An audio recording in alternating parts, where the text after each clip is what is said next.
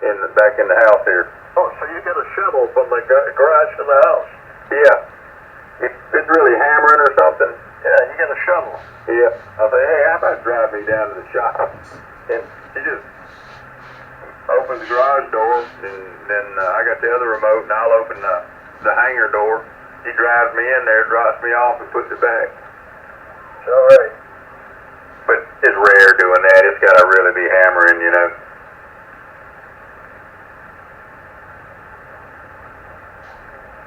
Now in the morning, I just take a little remote with me, and I walk down to the shop. I don't even unlock the doors. I just mash the button on the door, open it enough to slip in there and shut it back, you know.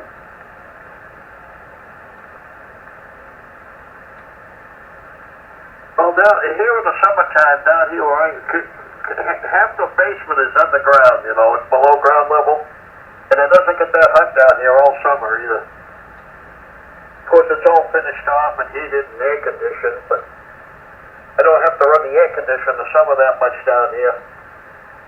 Yeah, ours is similar to that. It's ground level where you come in, but then the upstairs, you only come in, like I say, I think it's 30-something feet deep, and then on the other side of this wall, it's a crawl space kind of deal. Well, it's not a crawl, it's a little more than that, but you can't stand straight up. But you can't? No, you can bend down and go in there. That's where the heater is and all that stuff. Oh, yeah. But yeah, the section I'm sitting in right here has got dirt on two sides. See, there's a sloping hill on the side of the house. Yeah. Yeah, it's pretty level all the way around. And it's all finished off. I got a big theater room on one side, and I got a big radio room over on this side, and I got an extra bedroom down here, and a hallway. It's actually 2 stories, this house. It's a raised ranch, so the whole bottom is as big as the main floor. Yeah. Yeah. Ours isn't. There's probably about, I guess 20-something feet. It's not crawl space. It's squatting down walking space. Yeah.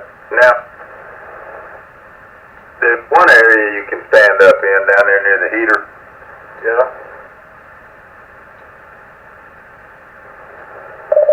There they go.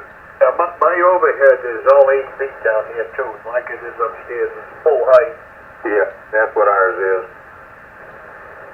Now we're actually more than that in the basement here, I think. No, it might be 8 feet. Yeah, it's usually 8 feet. Yeah, and then upstairs is I think one in the living room is like 21 feet. It's got a cathedral in the, I guess called the living room. Yeah. And then the upstairs, it's way up there. You don't have much attic space, do you? Yeah, got a pretty good bit of attic space. We don't really use it. Use it for storage? There's some stuff up there. I don't remember what. I got a bunch of stuff up there. Every time I got 2 buildings plus a garage on the property. Between the 2 buildings and the garage, the attic and the garage, and the attic and the house, I still ain't got enough room. You never do. Hi, Frank. Hey there, Bill. Hey, Mo Billy. Hey, dude, what's going on? Not much. Riding around in my recliner here. Yeah, I was listening a little bit. We just had dinner. Pat made a big pot of turkey soup from the leftover Thanksgiving carcass that I had in the freezer. Oh, yeah. Bought a big loaf of French bread at the bakery this morning, and we had that for dinner. It was nice. I like soup on a day like today. You were cold too, weren't you? Oh, yeah. I kind of like that Progresso soup there, that tomato basil. Oh, yeah. I love it. They do a good job with that tomato basil. They do a good job with the vegetable half a dozen different soups I'll do, but if it's just me, I'll just grab a can of that. But she made enough pot for the neighbors and everything. She got me bringing home more loaves of bread tomorrow. She's going to make the rounds. Yeah. I got some people just coming out of the hospital with hip surgery and stuff, so she stops by and drops off a meal. Yep. So did you work Clipperton yet? Clipperton? Yeah, they're on the air today. Oh God, I must have 10 cards over the years from Clipperton. Yeah, but it's a good file up. It's a lot of fun to listen to. I listened around a little bit, and I heard the one guy coming back, and I just parked on the frequency, wind split, and boom, I got him in like the fourth call. Yeah. So are they here on 40 now? I don't hear them on 40 yet. They're still working. They're still working 10, 12, 15, and I worked them on 10, and I worked them on 17 a little while ago. Yeah. I haven't listened on the high bands for the last 2 or 3 weeks. It's fun. I like CW better. I really, it's easier for me. For some reason, it's easier for me to work them on CW. I get irritated with all the traffic cops on single sideband. Yeah. So how's the flux and everything? Is 10 meters staying open late now, or is it dying in the afternoon? Well, we've got 2 new sunspots, and it seems, I mean, it's going right now to the South Pacific, so, and that's from here, and what it is, it's 6:30, 6:40, that's doing pretty good. Yeah. Yeah, I gotta get back down there and listen around. Yeah, it's fun. I mean, we don't get, the D expeditions haven't been coming real strong, Fast and Furious, so it's nice to hear one out there. It's fun to hear everybody trying to work them. I like to get them in the log and then sit back and listen. N4, AZ40. KZ3I. TA1WJ. Hey, not to pick on Italy, but these pile-ups, those Italy Italian stations are pretty damn rude, aren't they? They don't stop, even when the guy says, he'll say KL7, question mark, and they just pile on. They don't even listen to what he's saying and give the station he's trying to work a chance to have a clear frequency. That's CB for you. Yeah, well, it ain't me then. I notice the same thing. Or they'll say, calling stateside only, and the guys will still be calling in. Yeah, it's not just them. A lot of times I hear those darn stations from South Carolina doing the same thing. I'm sorry, dude. That's okay. It's CBers. No, you know what I mean, though. It's common run with people that don't have them yet or want them, and they just want to barge in both elbows and try to kick everybody else out of the way. But you know what? Some of these operators on these day expeditions and stuff, they take a pretty good control of it, and they kind of, I think they write down the suffix of the guys that are doing that, and they kind of don't work them. Yeah, they ignore them, so they blacklist them. Sometimes they make a little list and pass it around. That's a good idea. Well, it's a little passive-aggressive thing that makes their job fun, too. If they say, hey, watch out for, Sierra Mike 3 XYZ. He's been barging in and stomping on everybody. Just act like you don't hear him. Then you get the guy that can't get a contact, so he turns around and starts jamming the frequency. Oh, they got him already. There's guys up there in where everybody's trying to respond, 5 KC up, and he's got it full blast transmission continuous on FT8 or something. Yeah. Which is really, that's like dropping in the carrier. You know how rude that is. Yeah. I guess nothing's changed over the years. There's still, it's only one out of 100 or 1 out of 1,000 that's doing it, but it's enough to really give everybody a bad taste. Yeah. And then you still got when they split the frequency, you still got the frequency police on there. Yeah, but I understand they're hearing everybody. A lot of people come in, they hear the DX, they don't, either they're new or they forget, and they're not operating split. And for a person to do that and somebody just say, listen up, or whatever, it's not too bad once in a while, because it'll save the guy some shame for sitting there for a half hour trying to contact him on his frequency. I know, but some of them, I'll get on there and fight with the guy and put a monologue on there for about 2 minutes and you can't hear the DX station. Yeah, that's when it goes bad. On CW, it's a lot more polite. Usually you just hear a little bit of it, and that's all it is, and it really doesn't interfere that much. Some will get on there and call them all kinds of names and everything. Yeah, well, I think that goes back to the lesser the lesser dispositions in our midst. Yeah, they don't know code, so they can't talk. It's on top of you guys all the time to try to butt in. What was that, dude? They don't know code, so they don't know how to talk. No. You got it. That's right. Here's what I do, dude. What's that? Oh, click. Oh, I got my notch on it. You give the click. Oh, is that GG?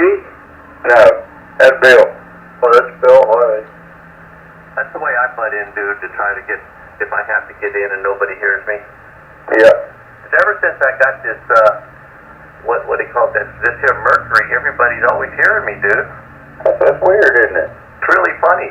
You think it added to your power or something? You weren't here when I first started with Robert making fun of me every night, were you? Heck, I don't remember. I've been here a long time. Yeah, you came in after I started. I had an Argosy, a 10-tech Argosy running about 40 watts, and that's all I had with an inverted V. And he'd always say, "You got a linear under? You're holding out on us. You got a linear under that desk of yours, Bill." He just always remember that stuff, Frank? Oh, yeah. Yeah, I kind of miss Robert. I really miss him a lot. I do too. And he was coming on. He was coming on strong with his Foursquare, his underground Foursquare. Oh my God, he was so much fun. Yeah. And he's accusing Doug of his illegal gain antenna out there in Chicago or wherever. Yeah. Yeah, we had, the good old days, they were pretty good, weren't they? Oh, yeah, they always are. The good old days. It's fun to have memories to look back on like that, though. It always, when I sit back and think about it, I still chuckle. Yeah. But you can't go home again, that's the only thing. No, it's never the same. It's like the kids all wanted to go back to Alaska and have a little reunion up there. I said, "You don't want to go back there." I said, "You'll be so disappointed." I said, "Your friends aren't there anymore." I said, "Everybody's moved."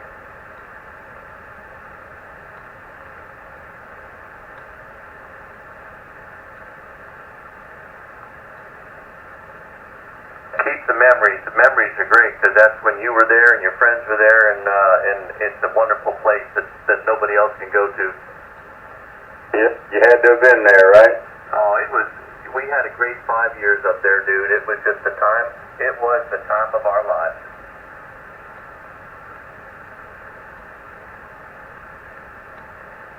Sounds like Righteous Brothers. Sounds like a Kodak moment, huh? The song on the Kodak, remember that? Yeah. They don't sell much film anymore, do they? Hey, yeah, whatever happened to Polaroid ever since everything went digital? It got real expensive. They still sell Polaroid packs, and a lot of people like them. They use them as demonstrations. A lot of schools use it for instruction because you got instant development results and stuff. But my son, he's familiar with it. He says it's gotten real expensive. Oh, they're still producing that? I thought they were all done. No, you can still get them, and you use them. A lot of people with the view cameras, the big 4x5s and the 8x10s, they'll buy a Polaroid film container to throw in the camera first before they expose the regular film, the regular negative. Okay, so I guess Polaroid is still in business then, because they have all the rights to that. Yeah, I don't know if you Google it, you'll find out if you can buy it or not. That's for sure. I know he says he's bought some and it's real expensive. It used to cost you, even in the 70s, it was like $1 a shot. Yeah, it wasn't cheap. I know his negatives for his 4x5 view camera, that they run, what was it? I got him 25 negatives and it cost $69. Yeah, that's kind of steep. Those are sheets of negative film that are 4 inches by 5 inches. That's how big his negative is. And that's how much it costs. You know, you used to carry it to places and they develop it for you. No, he developed his own. But we did it one time in the 70s. We had a dark room and did some of that stuff. Yeah. I just take the rolls out, send them to the drugstore. Well, he loves it. He rolls his own film into the canisters. He reuses them for like 35 millimeter, and he develops and enlarges all that stuff. In fact, that's what he's teaching as his new job at Kutztown University.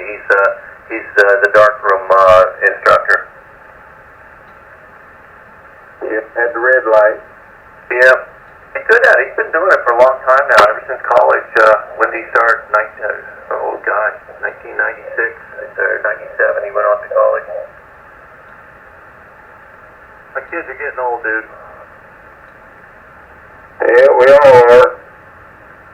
Yeah, I got a lot of things. I had a birthday here a couple of days ago. I just hit 72, dude, and my oldest son, he just turned, what did he turn, 48, no, yeah, 48, 49, something like that. He was born in 75, so he's just getting up there. I really feel old now. I'll hit 76 in March. Oh my God, you're old enough to be my old brother. Yeah. I got a son that's 50-something. Yeah, I look at Pat and I, we've been together since Hurricane Agnes in 1972. We started dating, we got married in 74, so we're going over, in July we go over 50 years married. Boy, time gone by. I know, it's 3 of the happiest years of my life, dude. That's right. She hates it when I say that.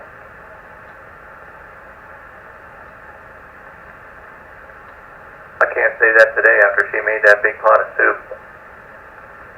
Well, I know one thing. If there's reincarnation or something, and you come back as a different person, this time around I'm gonna make sure I put a lift in my garage, dude. Hey, you make a note. Yeah. If I come back, I'm going to come back as the wife so I can get it whenever I want it.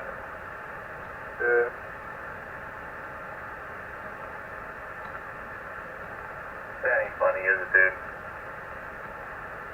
Yeah, N4AZE. KA1WJ. Okay, says 3I. I got a small group here tonight, guys. We start early, but they start rolling in. Yeah. If you get on here at 6:30, by the time the band stretches out gets long, you already get a couple hours in, so you're all done. Yeah, and you got the frequency before they do take it over, don't you? Yeah. That's true. Yes, that's the big thing, is grabbing it before it starts speaking Spanish. Yeah, it'll start speaking wetback for long.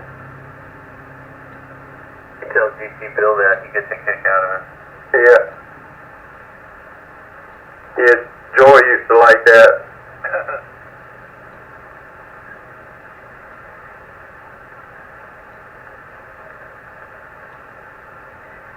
Well, I'm going to head up and start doing pots and pans for Patty. So, I don't know if you'll be on when I'm done and I come back down, but I'll check on the way down. Guys, have a good evening. It's fun to check in. All right, Phil. Well, we should be here to at least 8 o'clock. Okay, well, let's see how long it takes me. She's got the place pretty messy from cooking today. KZ3I. Later, guys. Alright, Toodles N4AZE. KA1WJ. Hey there, Mo Johnny. Hey there, Mo Johnny. Hey, Mo Johnny. Hey there, buddy. Yeah, now you're gonna have to tell us how cold it is out there and how much snow is on the ground. We ain't got no snow, but it's been 10 to 15 below for 4 days in a row. It's down to 30 degrees today. You say 15 below, is that wind chill or temperature? That's wind chill. Temperature's about 5 below, and then the wind chill. Darn. I don't know, we might have had 8 degrees this morning. That's the coldest it's been in a while. Yeah, you know, you were colder than I was. I think I had 9 degrees this morning. Yeah, either way, it's doggone cold. I ain't talked to you in a while there, Mo Johnny. Yeah, I ain't felt like getting on the radio. Yeah, going out there in the cold. Yeah, the cold to kill me. Well, how'd your session go when you went and had your leg checked out? Oh, I had therapy, but went through all that. She said, well, I don't know what's making your legs go numb. And they got a nerve specialist that's coming in, but